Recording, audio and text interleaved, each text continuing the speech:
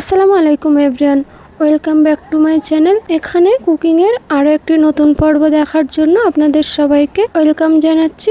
আজকের আয়োজনে আমি আপনাদেরকে দেখাবো বিয়েবাড়ি স্টাইল গরুর মাংসের বিরিয়ানি। আজকের রেসিপিটি সত্যি খুবই স্পেশাল।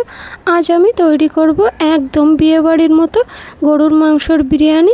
আজ আমি ধাপে ধাপে প্রতিটি স্টেপ খুব সুন্দরভাবে দেখাবো, সঙ্গে শেয়ার করব কিছু ছোট ছোট টিপস। তাই প্রথম থেকে শেষ পর্যন্ত অবশ্যই দেখবেন। তাহলে চলো শুরু করা যাক আজকের গরুর মাংসের বিরিয়ানি। প্রথমে আমি গরুর মাংস নিয়ে নিয়েছি, এর মধ্যে অ্যাড করে দিয়েছি টক দই, আর দিয়ে দিয়েছি আদা রসুন বাটা, হলুদ গুঁড়া 1 চামচ পরিমাণ, 1 চামচ পরিমাণ কাশ্মীরি লঙ্কার গুঁড়া, 1 চামচ পরিমাণ গোলমরিচ গুঁড়া, 1 চামচ পরিমাণ গরম মশলা, আর দিয়ে দিয়েছি সামান্য বিরিয়ানি মশলা। সবগুলো উপকরণ খুব ভালোভাবে আমি মাখিয়ে নিব। খুব সুন্দর করে আমাকে মাখিয়ে নিতে হবে। দেখুন সবগুলো উপকরণ ভালোভাবে মাখিয়ে নিয়েছি। এটিকে আমি 20 মিনিটের মতো ম্যারিনেট করে ঢাকা দিয়ে রেখে দিব। এদিকে আমি চাউল নিয়ে নিয়েছি, চাউলটাকে খুব ভালোভাবে আমি 2 থেকে 3 বার ধুয়ে নিব। দেখুন খুব সুন্দর করে আমি ধুয়ে নিয়েছি। এবার আমি এর মধ্যে পরিমাণ মতো পানি অ্যাড করে দিব। এবার অ্যাড করে দিব এর মধ্যে কিছু খাড়া মশলা, এখানে এলাইচি, লং, কালো মরিচ, কালো এলাচ ও ডালচিনি। এবার আমি চাউলটাকে ঢাকা দিয়ে খুব ভালোভাবে সিদ্ধ করে নিব। আমি এখানে 90% মতোই সিদ্ধ করে নিব। দেখুন আমাদের চাউলটা প্রায় 50% মতো হয়ে গেছে।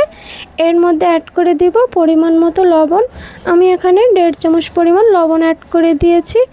এবার একটু সামান্য হালকা হাতে নাড়াচাড়া করে আমি চাউলটাকে ঢাকা দিয়ে আরেকটু সিদ্ধ করে নিব।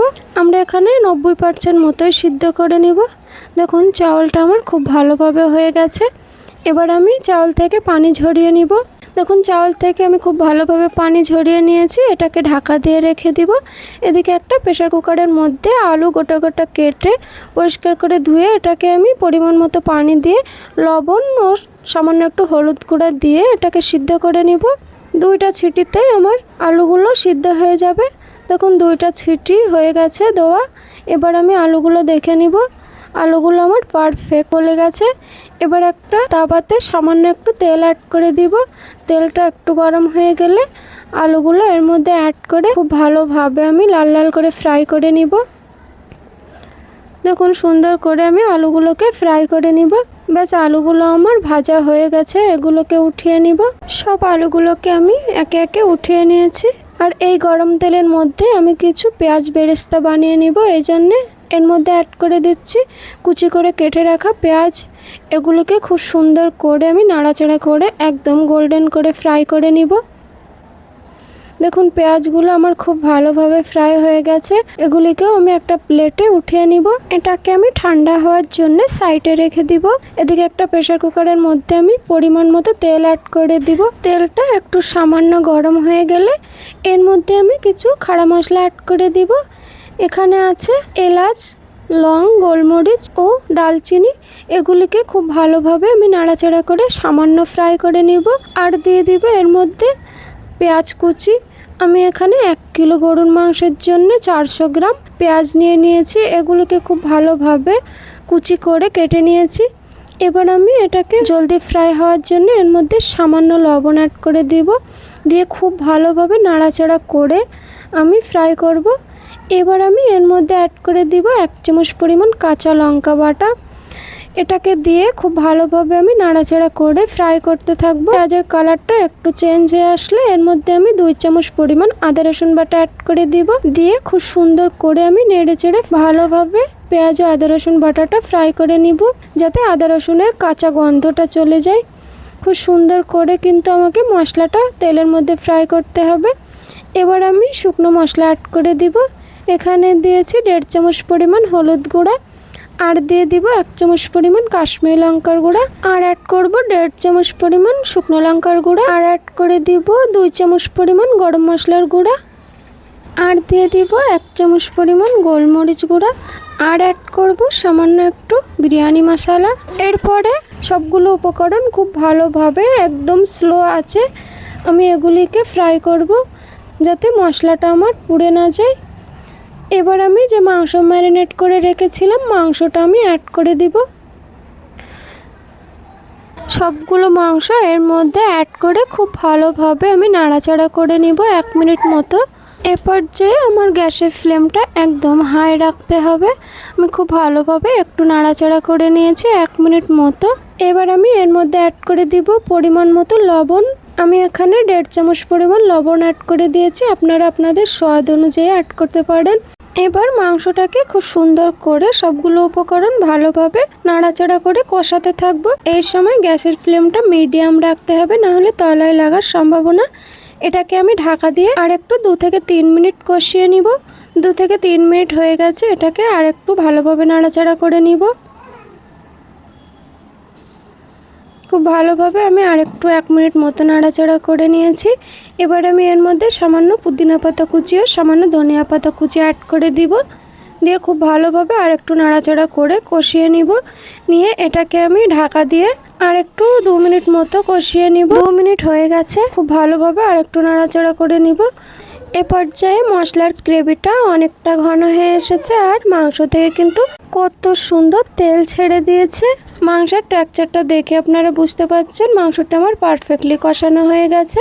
এবার আমি এর মধ্যে 1 গ্লাস পরিমাণ পানি অ্যাড করে দিব। এখানে পানির পরিমাণটা একটু বুঝে দিতে হবে, ঠিক যতটা প্রয়োজন। পানিটা দিয়ে আর একটু ভালোভাবে নাড়াচাড়া করে নিব। খুব ভালোভাবে একটু নাড়াচাড়া করে নিয়েছি। এবার আমি প্রেসার কুকারের ঢাকনাটা বন্ধ করে 4 থেকে 5টা মিডিয়াম আঁচে ছিটি নিয়ে নেব। দেখুন 4 থেকে 5টা ছিটিতে কিন্তু আমাদের গোশটা একদম গলে গেছে। মশলার গ্রেভিটা দেখে আপনারা বুঝতে পাচ্ছেন গোশের টেক্সচারটা ঠিক আমাদের এরকমটাই দরকার। গোশটা এদিকে আমার রেডি হয়ে গেছে। এদিকে একটা বাটি নিয়ে নিয়েছি, নিয়ে এর মধ্যে 1 চামচ পরিমাণ ভাত অ্যাড করে দিব। দিয়ে এর মধ্যে আমি কেসার অ্যাড করে দিয়েছি। আপনারা চাইলে যে কোনো ব্র্যান্ডের চেন এবং কালার অ্যাড করতে পারেন। এবার আমি এদিকে একটা হাঁড়ি নিয়ে নিয়েছি, এর মধ্যে কিছু তেজপাতা দিয়ে দিব যেন ভাতটা আমার না পুড়ে যায় তলায়। 1 চামচ পরিমাণ তেল অ্যাড করে দিব। দিয়ে এর মধ্যে পর্যাপ্ত পরিমাণ ভাত দিয়ে দিব। এখানে আমি পরিমাণ মতো ভাত অ্যাড করে দিয়েছি। এবার আমি ভেজে রাখা আলু অ্যাড করে দিব। আলুগুলোকে আমি অ্যাড করে দিয়েছি। এবার আমি এর মধ্যে পেঁয়াজ বেরেস্তা, যেটা আগে থেকে ভেজে রেখেছিলাম, ওটা অ্যাড করে দিব। পেঁয়াজ বেরেস্তাগুলো খুব ভালোভাবে অ্যাড করে দিয়েছি। এবার আমি এর মধ্যে 1 চামচ বিরিয়ানি মশলা অ্যাড করে দিব, আর 1 চামচ চিনি অ্যাড করে দিব, আর দিয়ে দিব কেসার মাখা ভাতটা। সামান্য পরিমাণে কেসার মাখা ভাতটা অ্যাড করে দিব, আর দিয়ে দিব গরুর মাংস। পরিমাণ মতো গরুর মাংস অ্যাড করে দিব। যতগুলো গরুর মাংস আমি বানিয়েছি তার আধা অংশ এখানে দিয়ে দিব। দেখুন গরুর মাংসটা আমি খুব ভালোভাবে অ্যাড করে দিয়েছি। এবার আমি এর মধ্যে অ্যাড করব ভাত। ঠিক যতটা আমি প্রথমে ব্যবহার করেছিলাম ততটাই ভাত অ্যাড করব। ভাতটা আমি এরকমভাবে উপর থেকে খুব ভালোভাবে সাজিয়ে দিয়েছি। এবার আমি এর মধ্যে আলু অ্যাড করে দিব। এবার দিয়ে দিব পেঁয়াজ বেরেস্তা, আর দিয়ে দিব সামান্য বিরিয়ানি মশলা, আর দিয়ে দিব 1 চামচ চিনি, আর দিয়ে দিব কেসার মাখানো ভাত। সেম প্রসেসে আমি আবার মাংস অ্যাড করে দিব। যতটুকু মাংস আমার বেঁচে আসে সবগুলো আমি এর মধ্যে অ্যাড করে দিব। দেখুন সবগুলো মাংস আমি খুব ভালোভাবে অ্যাড করে দিয়েছি। মশলাগুলো আমি সাইড থেকে উপর থেকে খুব ভালোভাবে অ্যাড করে দিব। দিয়ে সব শেষে আমি এর উপরে সাদা ভাত অ্যাড করে দিব। দিয়ে সামান্য একটু পেঁয়াজ বেরেস্তা অ্যাড করব উপর থেকে। এবার আমি এর উপরে দিয়ে দিব কেওড়া পানি। কেওড়া পানিটা আমি খুব ভালোভাবে ভাতের উপরে অ্যাড করে দিব। আর দিয়ে দিব ঘি। আমি এখানে ঘি অ্যাড করে দিব পরিমাণ মতো। খুব ভালোভাবে ঘিটা অ্যাড করে দিয়েছি। এটা এবার ঢাকা দিয়ে 40 মিনিট মতো দমে রেখে দিব। প্রথমে 5 মিনিট আমি হাই ফ্লেমে দম দিয়ে দিব, তারপরে একদম স্লো আঁচে 40 মিনিট মতো আমি এটাকে দমে রেখে দিব। উপর থেকে একটা কিছু ভারী কিছু আমি রেখে দিব যাতে দমটা আমার খুব ভালোভাবে আসে। 40 মিনিট মতো হয়ে গেছে। এবার আমি আপনাদেরকে দেখাবো বিরিয়ানিটা একদম কত সুন্দর মশলাদার খিলা খিলা বিয়েবাড়ির মতো বিরিয়ানি বেনে আমাদের একদম রেডি হয়ে গেছে। আপনারা কিন্তু সবগুলো প্রসেস ফলো করলে এরকম পারফেক্ট বিরিয়ানি বাড়িতেই বানিয়ে নিতে পারবেন। হোটেলে কিংবা বিয়ে বাড়িতে কিন্তু এই প্রসেসে বিরিয়ানি বানানো হয়। স্বাদ এবং টেস্টটা কিন্তু একদম অসাধারণ। এরকমভাবে বাড়িতে একবার হলেও আপনারা বানিয়ে দেখবেন আর আমাকে কমেন্টে জানাবেন কেমন হয়েছে। আশা করি ভিডিওটি খুব ভালো লেগেছে। ভিডিওটি যদি ভালো লেগে থাকে তাহলে একটি লাইক অবশ্যই দিবেন আর বন্ধুদের সঙ্গে অবশ্যই শেয়ার করবেন। ভিডিওটি শেষ পর্যন্ত দেখার জন্য অনেক ধন্যবাদ সবাইকে। আবারও দেখা হবে এরকম মজার সুস্বাদু নতুন কোনো একটা রেসিপির সঙ্গে। সেই পর্যন্ত সবাই ভালো থাকুন, সুস্থ থাকুন। খোদা হাফেজ সবাইকে।